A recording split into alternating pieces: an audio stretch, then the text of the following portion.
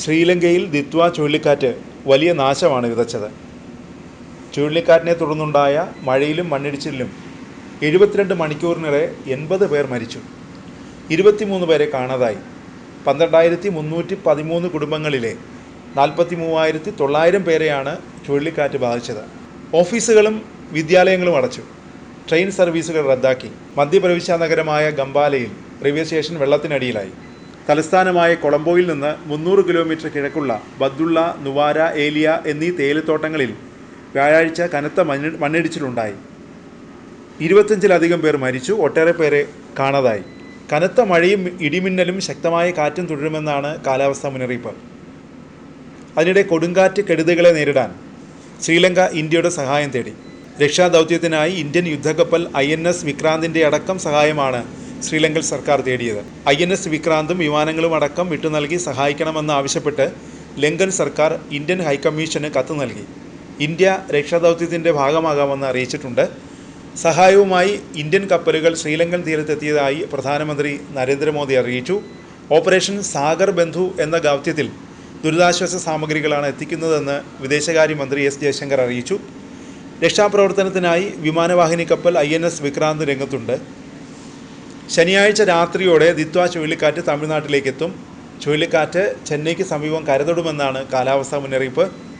തുടർന്ന് നഗരത്തിൽ അതിശക്തമായ മഴയ്ക്കാണ് സാധ്യത. ചെന്നൈക്ക് 490 കിലോമീറ്റർ അകലെയാണ് ചുഴലിക്കാറ്റ് രാത്രി നിലകൊണ്ടത്. മണിക്കൂറിൽ 7 കിലോമീറ്റർ വേഗതയിലാണ് നിലവിൽ ചുഴലിക്കാറ്റ് സഞ്ചരിക്കുന്നത്. ദിത്വ ചുഴലിക്കാറ്റ് ശക്തി പ്രാപിച്ചതിൻ്റെ പശ്ചാത്തലത്തിൽ ഇന്ത്യയിലെ തീരങ്ങളിലും ജാഗ്രതാ നിർദ്ദേശം നൽകിയിട്ടുണ്ട്. തമിഴ്നാട്, ആന്ധ്ര, പുതുച്ചേരി തീരങ്ങളിൽ അതീവ ജാഗ്രതയാണ് പ്രഖ്യാപിച്ചിരിക്കുന്നത്. തമിഴ്നാട്ടിൽ ശക്തമായ മഴ മുന്നറിയിപ്പടക്കം നൽകിയിട്ടുണ്ട്. 4 ജില്ലകളിൽ റെഡ് അലേർട്ടും 6 ജില്ലകളിൽ ഓറഞ്ച് അലേർട്ടും പ്രഖ്യാപിച്ചു. ചെന്നൈയിലെ ജലസംഭരണികളിൽ നിന്ന് മുൻകരുതലിൻ്റെ ഭാഗമായി വെള്ളം തുറന്നുവിട്ടു.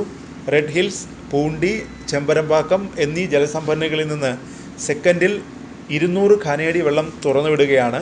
ദുരന്ത നിവാരണ അതോറിറ്റി ആസ്ഥാനത്തെത്തി മുഖ്യമന്ത്രി MK സ്റ്റാലിൻ സാഹചര്യം വിലയിരുത്തുകയും ചെയ്തു. തമിഴ്നാട്ടിലെ ചില സ്ഥലങ്ങളിൽ അതിശക്തമായ മഴ പെയ്യുമെന്ന് IMD മുന്നറിയിപ്പ് നൽകിയിട്ടുണ്ട്. നാഗപട്ടണം, തഞ്ചാവൂർ, തിരുവാറൂർ, പുതുക്കോട്ടൈ, കടലൂർ, വില്ലുപുരം, ചെങ്കൽപ്പെട്ട് എന്നീ പ്രദേശങ്ങളിൽ കനത്ത മഴയ്ക്ക് സാധ്യതയുണ്ടെന്നാണ് മുന്നറിയിപ്പ്. ഞായറാഴ്ച ചെന്നൈയിലും സമീപ ജില്ലകളിലും കനത്തതോ അതിശക്തമോ ആയ മഴ പെയ്യുമെന്ന് IMD മുന്നറിയിപ്പ് നൽകിയിട്ടുണ്ട്. തമിഴ്നാട്, ദക്ഷിണ ആന്ധ്രാപ്രദേശ് തീരങ്ങളിൽ കടൽ പ്രക്ഷുബ്ധമാവാൻ സാധ്യതയുള്ളതിനാൽ ഞായറാഴ്ച വരെ മത്സ്യത്തൊഴിലാളികൾ കടലിൽ പോകരുതെന്ന് IMD മുന്നറിയിപ്പ് നൽകി.